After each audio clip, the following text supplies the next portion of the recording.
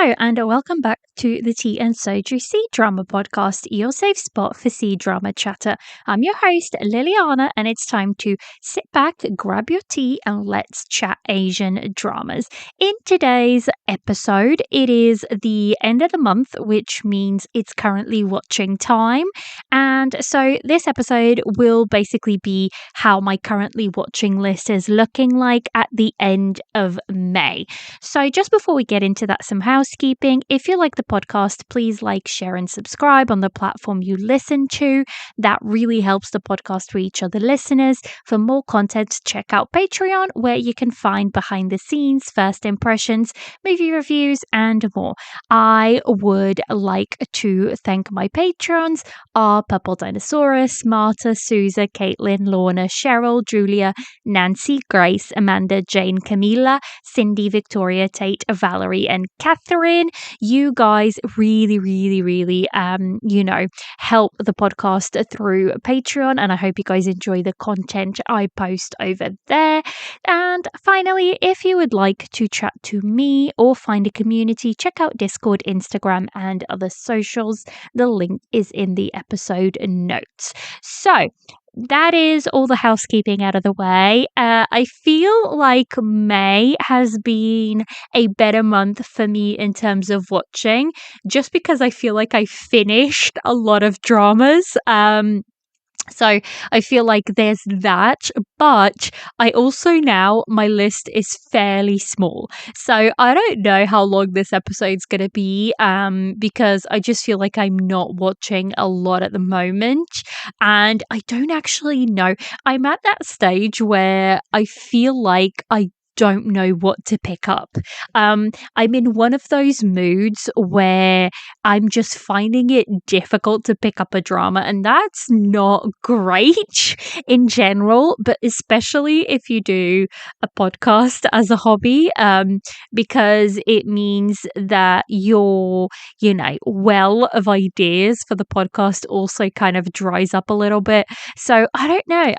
I'm just having one of those months where, yes, I'm excited about a couple of dramas, but there's not one where I'm completely obsessed with, and that has been like this for a couple of months. I think I've been on this journey for a couple of months now. I think the one that I truly obsessed over was Amidst a Snowstorm of Love, and that was all the way back in January. So there is that. And then my latest obsession is not even an Asian drama at all. It's a German show.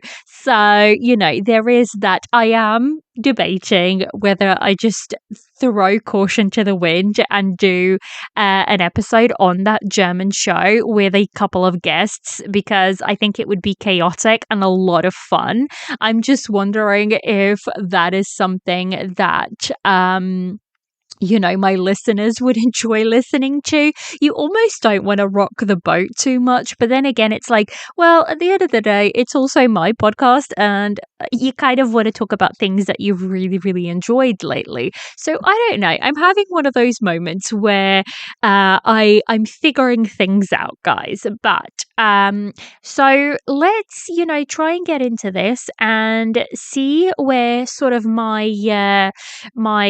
episode kind of lies. And like I said, I don't think it's going to be that much of a long one, because like I said, I don't really have a lot that I on my list. So let's go with that. I am actually, though, just before that, I am actually sitting down with tea today. It's not raining in the UK, although it did absolutely chuck it down during the weekend. It's not raining right now, but it is kind of chilly. For me, it's always chilly. I mean, Brits might think it's okay weather, and for me, it's like I'm freezing cold. So I'm gonna sit down with some tea today, and I'm so excited because by the time you guys listen to this, I actually went over to Cambridge to meet up with Sarah from K-Drama This, and I had the best time. We had a really good hot pot, and we had bubble tea, and I got to go to Oseo, which is like a Korean supermarket. So I bought some goodies back, and also I got to go to Miniso, which is actually a Chinese store, but kind of leans more into the Japanese cute things kind of, store. So I got the cutest mug. It's a peach mug with a little lid, and I'm very excited. So I'm having like tea. I'm having a dragon fruit and coconut oolong tea in my new mug, and it's like it's the small things that make life happy. So that is, because you guys know I broke half of my mugs, so this is coming from for my new collection, and now I'm like dreading putting any mugs in the shelf where they fell from. But it's like I don't really have any other place to put them at, so I'm being very, very cautious now with that shelf. So that's where I'm at. But let's get into the actual episode today. So, absolutely loving category. You guys know these are the dramas that I'm chasing episodes and I'm like completely obsessed with. That's, this category. Unfortunately, it's still empty. I don't know when it's going to be full again. I just want one of those dramas that I really, really can sink my teeth into. And I mean, there is one that is, two almost could cross into that category, but they're not quite there yet. Because it's not one where I'm like, oh my gosh, I need, as soon as the episodes are out, I'm running for them. So there is that. So the loving category, these are dramas that I'm really loving, but not quite obsessed with, but I'm keeping up with new episodes. So the first drama on this list, of course, it has to be the Chinese drama Joy of Life Season 2. Guys, I freaking love this drama. I think Season 2 picks up right off where Season 1 left off.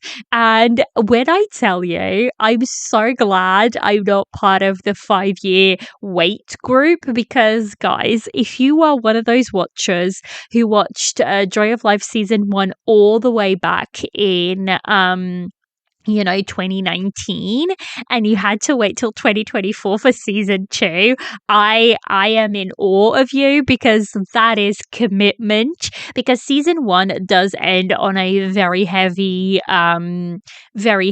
what's the word I'm looking for, a very heavy cliffhanger, and season 2 literally picks back up where season 1 left off. And I'm guessing they had a long wait, not just because they had the whole pandemic in between and all of that, but then after the pandemic, I'm guessing it was hard to get all the cast back together, because they did in fact bring pretty much all of the cast back, which I really, really appreciate, especially as someone who's just finished the drama very recently, the first season at least. I was quite happy that they brought most of the cast back. I think the only one that I've picked up on that they haven't brought back is Xiao Zhan, who plays Yan Bing Yuan. But there is a new actor who plays it. I'm not sure he quite hits the note that I would expect from that character, but either way, it's not too much of a big issue right now. So, Joy of Life 2. If you don't know, guys, it's really hard to talk about Joy of Life 2 without mentioning Joy of Life 1. It is a proper sequel, so there is that. It is going to be 36 episodes, and it is airing on a bunch of places, although most of these are geo-locked or geographic restriction locked, but it is supposed to be airing on Disney Plus, Viki, Tencent, Kukan TV, WeTV, and MZTV exclusive. So it is airing in a bunch of places. I will say I don't know. I'm very frustrated with the way that Tencent decided to release this drama. So basically, Tencent is like the owner of this, but this is also airing on the Chinese network CCTV. Network, yeah, like proper TV network, not online platforms. That's what I mean. And basically, Tencent is only airing it in so Tencent will only air it in the States, because TV is only like for Europe and things. So there is that aspect of it, and a lot of the time they're uploading with with what's it called? With oh my goodness, I'm having a bit of a brain moment with AI subs, which for a drama like this, it just you can't. You need proper subtitles, which the only thing that leaves you is to go watch on Viki. Now, Viki is a couple of episodes behind. I believe they are probably 2 episodes behind right now. But when it first came out, Viki was like really, really behind. They were at least, I don't know, 6 episodes behind, if not more. And that is just infuriating because you know the episodes are there and people are excited to watch it. And, you can't watch it because they're not there. So, there is that. So, for example, today on WeTV, they are airing episode 21 and 22, but Viki doesn't actually have any episodes coming out today. And this is the day I'm recording. So, Viki will have episode 21 and 22 tomorrow. So, it's always going to be 2 episodes behind, which is a little bit frustrating because it just means that, especially at the beginning, now it's a little bit easier. But when it was at the beginning of the show, it was really hard to get like conversations going that with people that were watching it because we were all in such different places of the show because of just depending on where we were watching at the time. So, I don't know. I feel like Tencent missed the mark a little bit on this one on how to distribute it. I wish they would have just distributed it themselves because then everybody could have watched at relatively the same pace, which would have made for such a better, what chatter online. So that's my only complaint, and that's not a dig at the drama, it's a dig at like the Tencent itself. I'm loving it. I think the politics are just as good as season 1. The comedy seems to be turned up a little bit. For me personally, at the beginning it was turned up a little bit too much, but they've seemed to have dialed it down again and we're getting into the meat of the drama. I still feel absolutely no chemistry between Fan Qian and Lin Wen Er. Like, I will die on this hill. I just don't think they're my pairing. But does it really matter? No, not necessarily, because that's not really what the drama is about. So it doesn't impact my viewing of the drama at all. And this was something that I already carried from season 1. Like, I was not sold on this romance. I never have been. So yeah, but I'm just loving the politics and people going against people. And it's the fact that you get to watch really smart people go against people that are really smart as well. So it's a very even game of chess. And I really enjoy that aspect of it. So that is Joy of Life 2. I have actually done a first impressions for this over on Patreon, where I go into a little bit more detail about this. But again, it's really hard to talk about this one without spoilers, but I do try to not spoil anything on currently watching. So I think I will leave it there, just with the fact that, I'm really, really enjoying it. And this is one that I'm completely caught up with. I've watched all the episodes. So that is, that. Next up on my loving category, we have the Korean drama Lovely Runner. Now, I get it. By the time you guys listen to this episode, I would have finished it because I'm recording this on Monday, and so that will be episode 15 today, and then tomorrow it'll be episode 16. So when I release this on Wednesday, you guys would have been done by then. But when I'm recording, it's still airing. There's still 2 episodes left. So I'm actually quite enjoying this one. Like I said, it is in my loving category. There is a couple of things that I find a little bit niggly. Now, if you're living under a rock and you don't know what Lovely Runner is, the MDL description reads, in the glitzy realm of stardom, Roy Son-jae shines as a top-tier celebrity, captivating the spotlight since his debut. Despite Despite the facade of a perfect life, the demanding nature of the entertainment industry has left him utterly exhausted. Im Sol, an ardent admirer, holds an affectionate love for Ryo Sanjay. A childhood accident derailed her dreams, yet the solace found in Ryo Sanjay's music on the radio transformed her into an unwavering fan. The narrative takes a poignant turn when Im Sol, reeling from the breaking news that Roy Sanjay's tragic demise, experiences a miraculous twist of fate. Transported back 15 years into the past, she confronts Ryo Sanjay in this 19-year-old high school self. Im Sol grapples with the formidable challenge of altering the trajectory of this future, driven by an unwielding determination to avert the impending tragedy. So that's where we're at right now. It is 16 episodes. I am watching this on Viki. And do you know what? Let me just start by saying I really appreciate the fact that every single episode is an hour 5 tops. That is like, I don't know. I adore that because K-dramas seem to be getting ridiculously long. Every single new K-drama seems to be arching towards an hour 20, an hour and a half, and that's just not on. For me personally, I don't necessarily like that. So I really appreciate the fact that these episodes are very, very short. I think this drama is fairly cute for the most part. It is a rom-com with a time travel aspect to it. There is a murderer on the loose, so it's a very typical K-drama to throw in a murderer plot, but it makes sense with the storyline. Now, I do wish there's a couple of things that I do wish they would have done. One of them being, I wish they would have dug into the darker themes of the show a little bit more. But that's just not the story, I don't think. So I kind of understand why they didn't. My qualms right now, as of finishing episode 14, is the fact that I feel like this female lead drives me a little bit bonkers sometimes. Her choices are questionable, and I feel like a lot of the story could have just been avoided if there would have been some proper communication. Even with I'm trying not to spoil this, guys, but so basically it's already obvious that she travels back 15 years.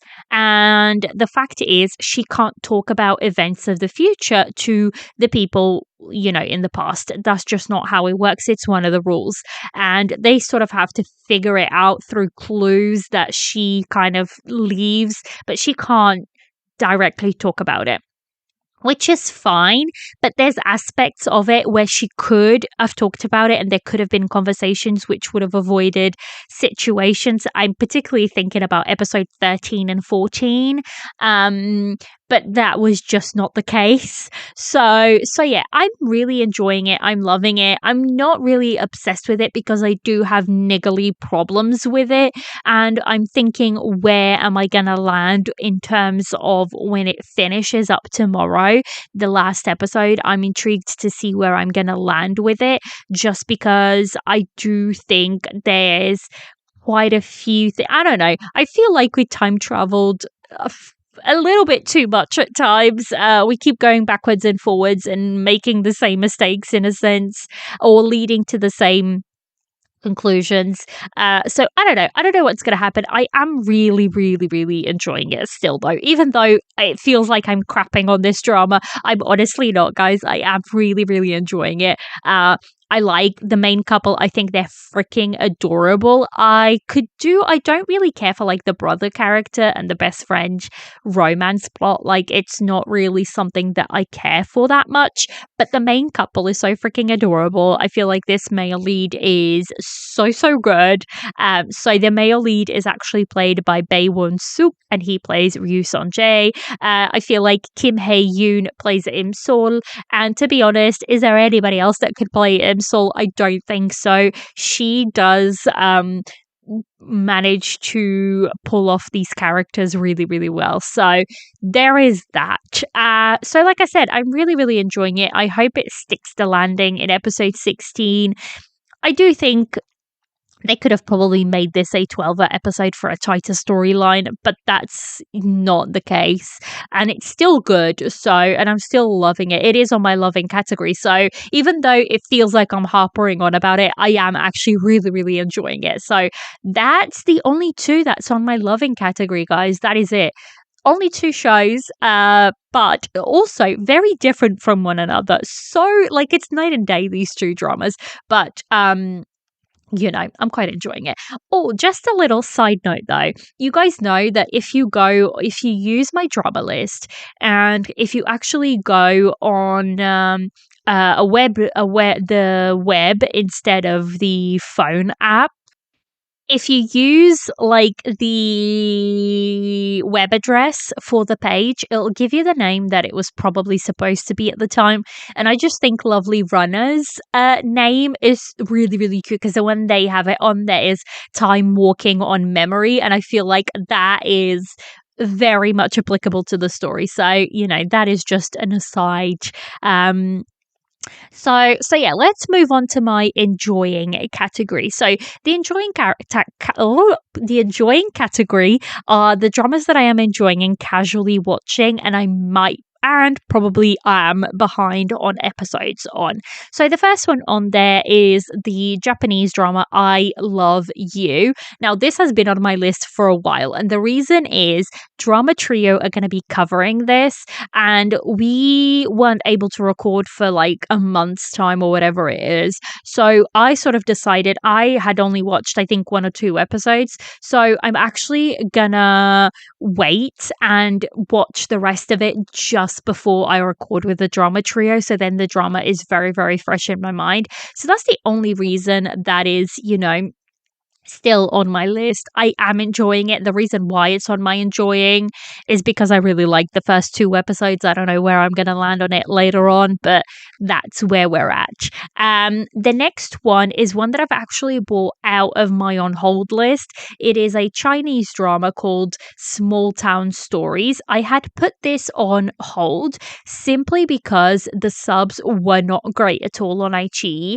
But I have since gone back, and it seems like the subs have been updated, and they seem like they are fairly good now. So if you don't know what Small Town Stories is, the MDL description reads: Moody, a Su, now professional woman with a high degree of education and ability, went back home to recover from an injury. There she meets Bai Lang, a smart and capable boss of a company. Due to an incident, the two are forced to run a business together. In the process of building the business together, Moody not only felt a different kind of human warmth, but also welcomed with open arms by the local people of the town. Got the inspiration to combine traditional art and pop culture.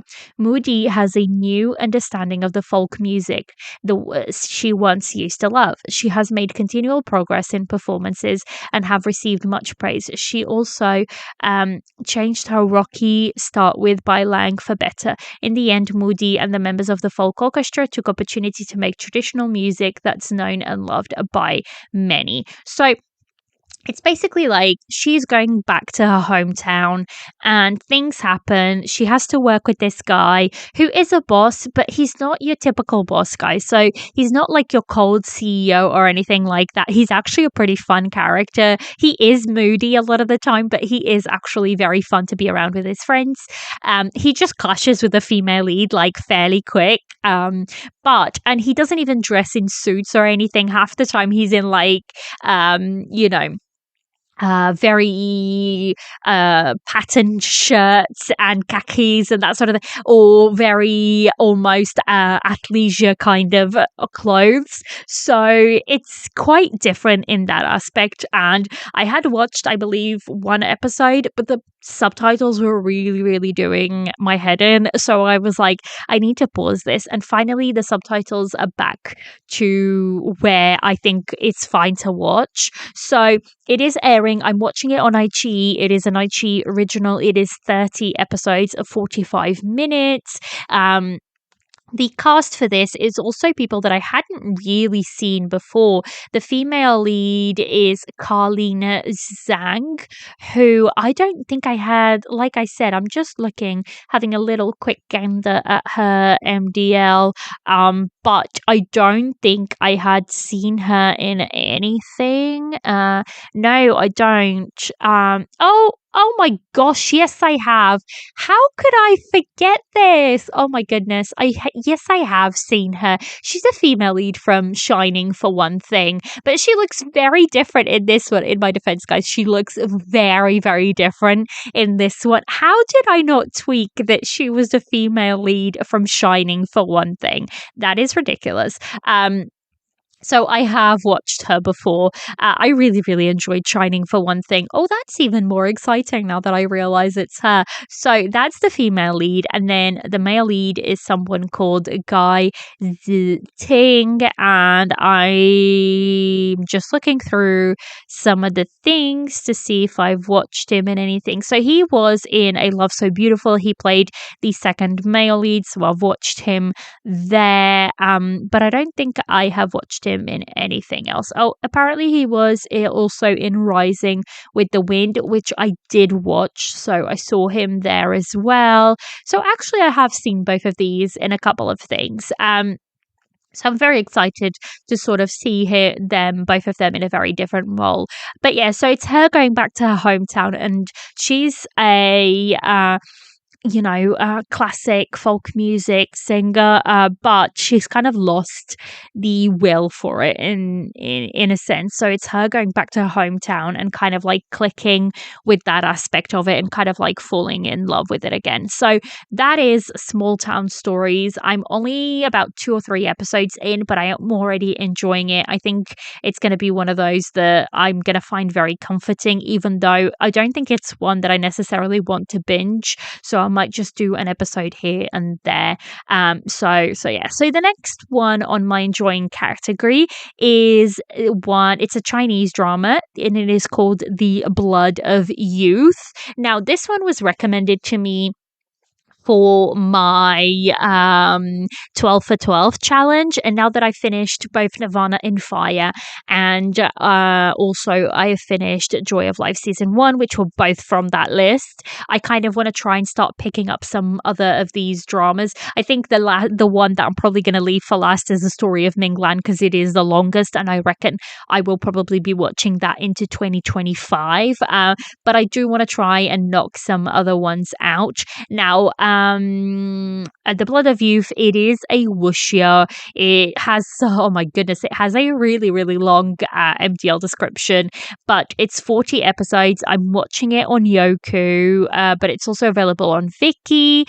It stars Lee Hong Yi, it stars Liu Shu Yi, and it stars Ao Ru Peng. Now, Ao Ru Peng, I'm very excited because he's going to be the actor who's going to be playing with Bai Lu in Moonlight Mystique.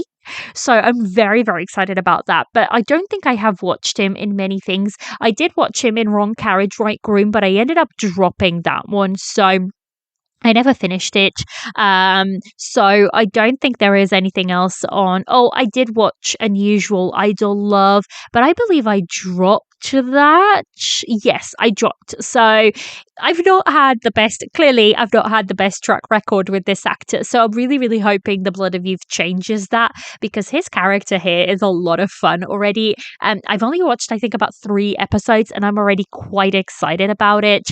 Lee Hong Yi, I have this is the actor that everybody kind of says, or a lot of people say, he looks like Chung Yi, and I would agree. There is definitely a resemblance there between the two of them. But this man is booked and busy. Goodness, there's a lot of roles for him upcoming. So I watched him in Wulin Heroes. I've watched him in The Legendary Life of Queen Lao, which I really enjoyed. I feel like it's an underrated drama. It's a very fun, and the female lead from that is such an underrated. It's Jackie Lee, and I just feel like she is such an underrated actress, because she's not like your classical beauty. But The Legendary Life of Queen Lao was a lot of fun, and I think that might might be it from him that oh no, oh my goodness, he was in Master Devil Do Not Kiss Me season 1 and season 2, which I don't know if I would recommend, but they are a lot of fun. I did watch this fairly early on in my watching, you know, watching life. I don't know what to call it, my watching journey. So it's been a hot minute since I've watched it, but I did have a lot of fun. But this one is definitely wuxia. And should we read the MDL description? Goodness. As a disciple of the Lei clan, Lei Wuji can't wait to prove his worth as a hero. But as a novice who has only just entered the martial arts world, the path to becoming a true hero is difficult at best. Undeterred by the challenges that lay before him, Wu Ji makes his way to the great city of Shuyu, certain that his time there will mold him into the hero he so longs to be. Unfortunately, his trip to Shuyu is waylaid by an unfortunate mishap at the Villa of Fallen Snow. As proprietor of the villa, Xiao Si has all the looks of a wealthy innkeeper, but he can barely afford to keep the inn open. Struggling with this business, Xiao Si is less than pleased when his establishment is damaged by the antics of a young wannabe hero. Demanding that he makes amends for the damage he caused, Wu Ji can think of only one way to appease the grumpy Xiao Si, and that is to take him with him. With no other options, the two set off together without any idea what fate has in store for them. Befriending several people along the way, including Wu Xin, Sikong Qian Lu, Tang Lian, and Yi Ru Yi, Xiao Si and Wu Ji soon find themselves caught up in an adventure far greater than any of them could have imagined. While facing countless dangers, the group stumbles upon a trail of clues that tie one of them to a battle for the throne that took place over a decade ago. The question is the intrepid hero ready and willing to take his rightful place as the leader of the people, and where will the Brotherhood go from there? So that's the story. It is very, very much a wuxia plot, and I'm really enjoying it. I find the characters very fun so far, and I've only met 2 of them, so I can't wait to meet the rest. So yeah, I've got not really a lot to say because, like I said, I've only watched 3 episodes so far, and I'm really enjoying it. So I think I will be watching the rest of this one, for the next month or so. So it'll probably, I don't know if I'll be finished by next currently watching, but we shall see. So the next one on my enjoying category and the last one on my enjoying category is the Korean drama The Atypical Family. So this one I sort of started because I thought the plot synopsis for this sounded like a lot of fun, very different. I was very, very weary about this one because there is actually, I did say I wasn't going to watch it because of this reason, but then people started saying that it makes sense for the storyline, and the reason being that there is an actress who is in a fat suit, and that kind of threw me off a little bit. I don't know. I was like, I don't know how to feel about this. I'm not sure I want to support it. But I kind of bit the bullet because a lot of people were saying it kind of makes sense with the storyline and they treat it, in a way that makes sense. So I thought I would dive in. I am very early on this. I am super behind. I believe it's now up to episode 10 or something,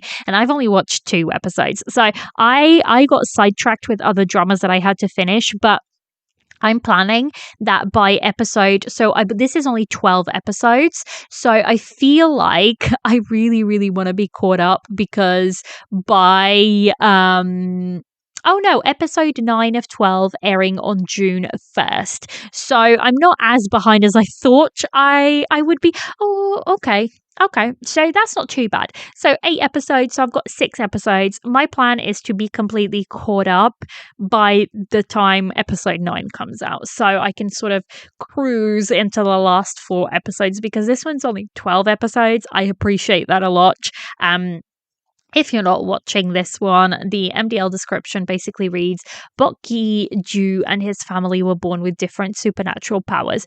Bok Gi-ju is able to travel back in time, but only 2 happy times in his life. He can't change the past, so he can only dwell on those happy moments. Bok Gi-ju becomes afflicted with depression, and this leads him to lose his supernatural power. His family also loses their own powers due to modern day problems like insomnia, bulimia, and smartphone addiction. One day, Do Da he happens to get involved with Bok Ju and his family. She begins to live with them, and change occurs. Now, so far, my only thing about this is that I don't really like the female lead, her character, not necessarily the actress, her actual character. I'm hoping that's going to change.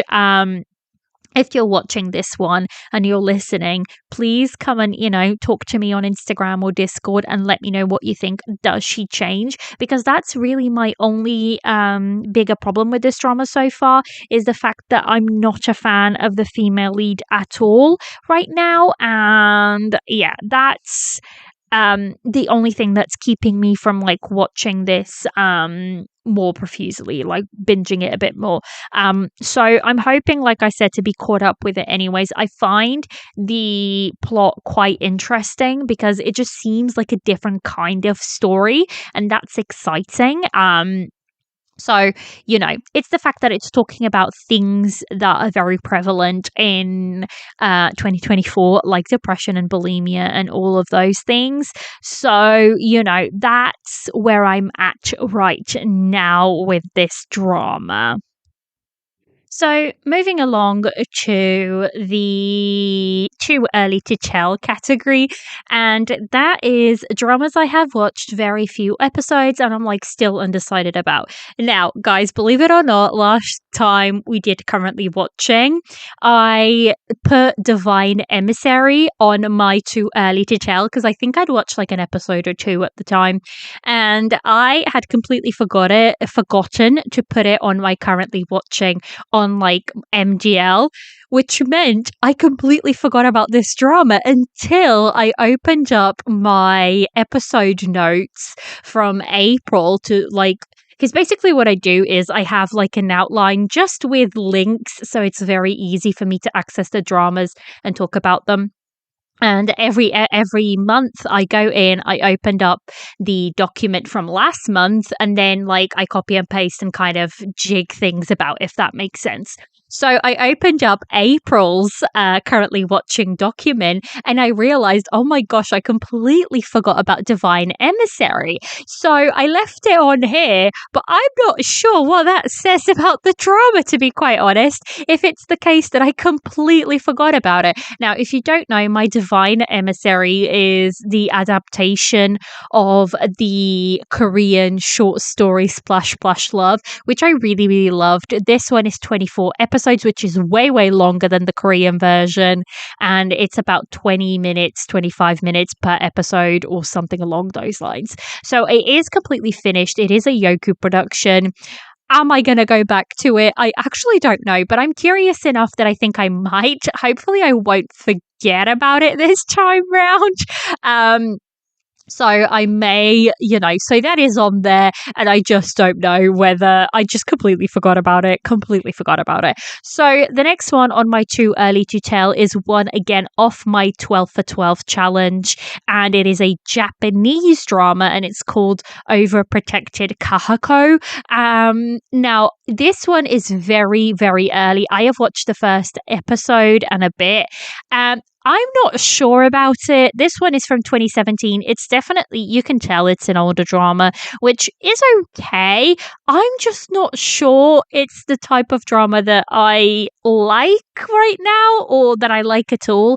Basically, MDL says Nimato Kahako is a naive 21-year-old university student. She relies on her mother, Izumi, for everything in her life. Her mother wakes her up every day and picks up her clothes, while Kahako has never done housework or driven a car. One day she meets a young man who grew up in a completely opposite environment. Will this encounter be able to help Kahako in becoming an independent woman after she lived her whole life as a spoiled child? So that's kind of the premise of the drama. It is 10 episodes. Like I said, I'm still very unsure about it. The first episode, obviously, they were doing kind of, what's the word? They were doing a lot of setup for it. So there is that. I'm not sure. I think I'll give it a couple more episodes and we'll see where I land with it by next month. Like I said, this one is off my 12 for 12 challenge. And what I said was when I took on the challenge is I will try every single drama on this list. But if I'm not enjoying it, then I'm not going to stick to it just because I don't necessarily think I want to be doing that. So that's where we're at right now. So that is the only two things on my too early to tell category, and then my back burner is still the same as it was well, actually no, because I've moved that to my on hold. It's the only one on my back burner currently is the Spiral Realm. I'm not sure about this one. It's not one that's like grabbed me straight away, so it's going to be interesting. I'm still like watching it, but very very slowly, which is what tends to happen with dramas that are completed for me. So that's why I try to avoid them a little bit more. But right now, the airing shows just aren't doing it for me, so I have to sort of pick up other things. So that one's the only one on my back burner. For my on hold, I have Mysterious Lotus Casebook still.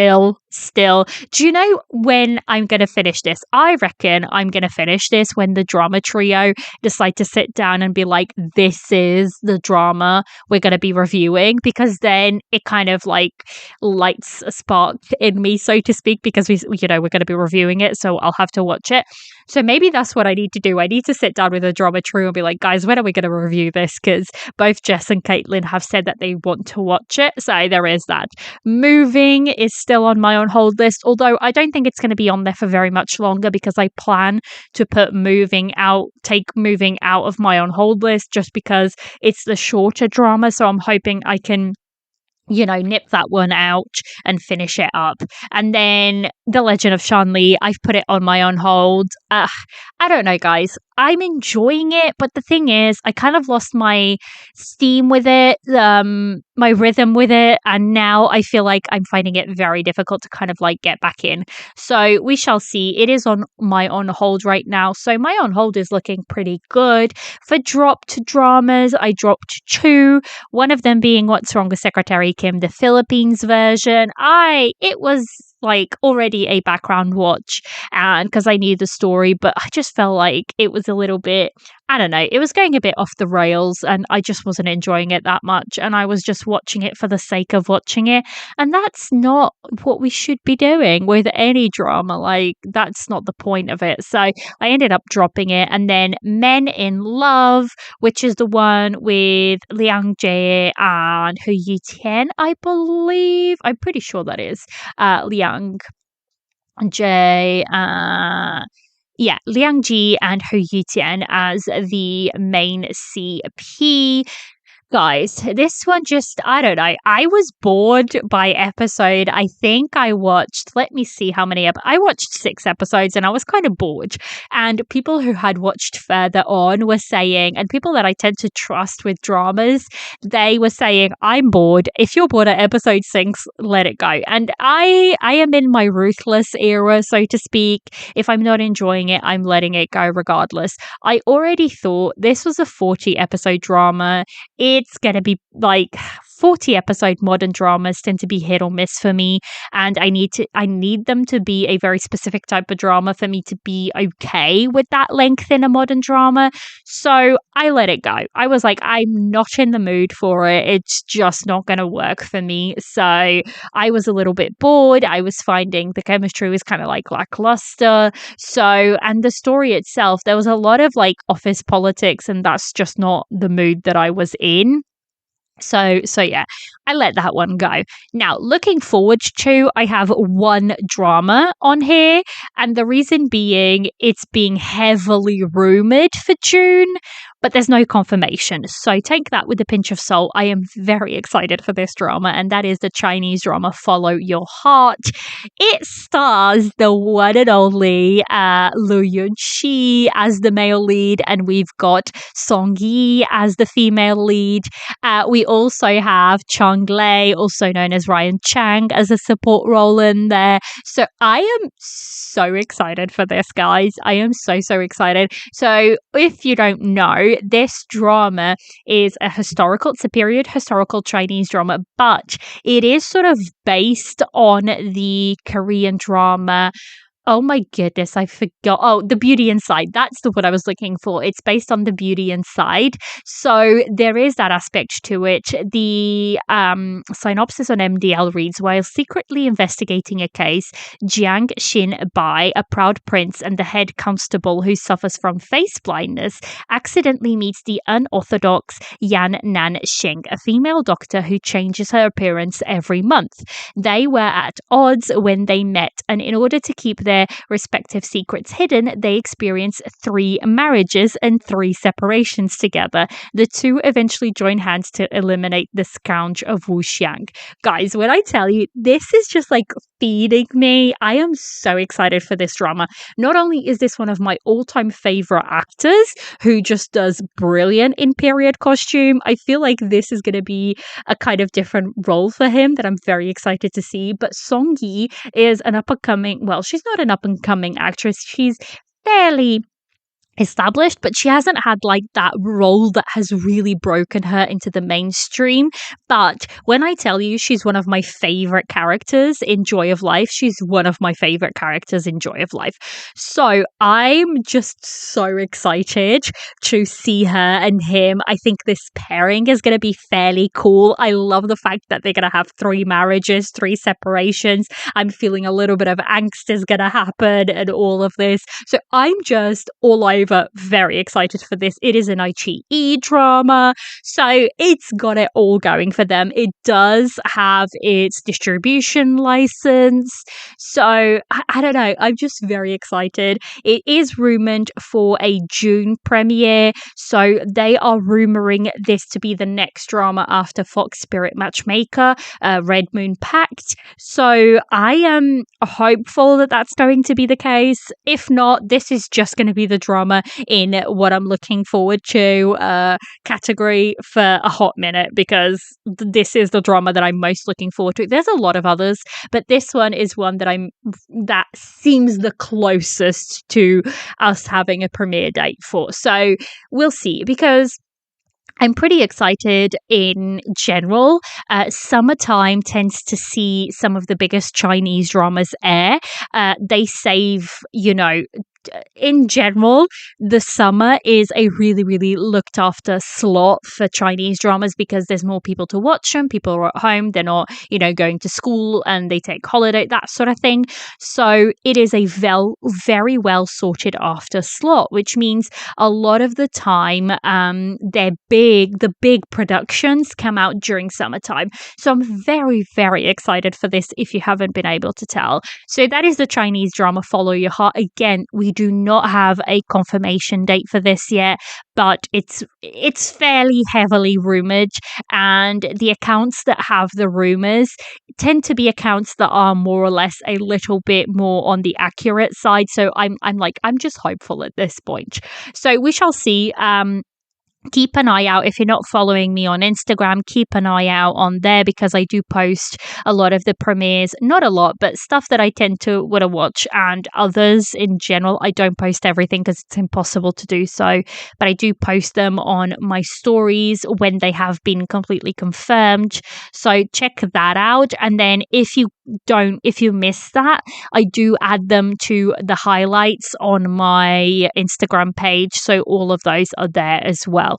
So that is the one I am most looking forward to. Like, not only do I love the premise for this because I loved the beauty inside, but I'm just excited. I haven't actually checked out who the screenwriter for this is, but I'm just going to quickly do a check-in. So it's a female screenwriter, very exciting, called Who Wrong, who has done things such as Goodbye My Princess, which Jess loved, Battlefield Love The Carrier. This is also the same screenwriter of Night Wanderer, the drama that R.I.P. I was so excited for Night Wanderer. This is the drama that stars Nini and Denglan, and it got pulled off because Denglan got into the scandal with his taxes. So I am still so salty about this one because this was one of the dramas that I most was looking forward to, and now it's probable that we won't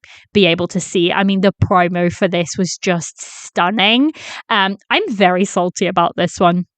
So, and this Follow Your Heart is directed by Yu Chung Chung, who has done things such as The Furthest Distance, Never Give Up, My Deepest Dream, Love the Way You Are, Love Crossed, which I really liked, Go Go Squid 2, DT Apple Dog's Time, Love is Sweet, My Unicorn Girl. Oh goodness, he has done a lot. My Girlfriend.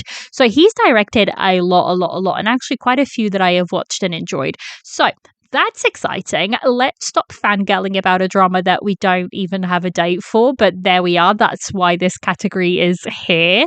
And I think that's it. So that just leaves us with the completed dramas for April. So as you guys know, I do a little bit here where I just go through them and I give you my scores. And then, if you want the full thoughts, head over onto Patreon. They will be posted over there as a different clip with all, further thoughts of what I thought. Now, Nirvana in Fire, I finished it up. I gave it an 8.5. I am not going to speak, that equals to a 4 teacups. I am not going to talk about this here or on the other one because this is being reviewed by myself and Sarah from K-Drama This, and it will be released probably within about 2 weeks of this episode coming out. So fairly soon you will be able to listen to the Nirvana in Fire review. Spoiler alert, it is a hefty episode. It is close to 2 hours. Sarah and I had a lot to discuss. It's a huge drama. It deserved all the chatter we did. So that will be coming to you guys very, very soon. I finished up Joy of Life Season 1. I scored it a 9.5, which is a 4 teacups. I really, really loved it. Finished up Will Love in Spring, which I scored a 9 on MDL, which is a 4 teacups. I also finished up the Midnight Studio, which I scored 7.5 or a 3 teacups. I also finished up Fry Me to the Moon, not fly, fry. I actually mean fry Me to the Moon, and I gave that a 7.5 as well, which is equal to a 3 teacup. And then I finished up To the Wonder and Regeneration. And if you guys want to know more thoughts on that, go back, I think, 1 week from this episode, and I actually did a sort of new series where I talked about both of these dramas. So that is everything I completed. It's probably the drama where I completed most, the month where I completed most dramas in a hot minute, so I was very excited. Hopefully we'll get some more dramas coming out as, in June and going into the summer. We shall see where that goes. But that is it. That is my currently watching episode. What are you guys watching? Let me know. Come and talk to me on all the socials, and we can figure out what you guys are watching. Is there something that I should be watching that I'm missing out on? Let me know on that too. And that is it. That is everything. I hope you guys have enjoyed this episode, and I shall catch you next time. Bye.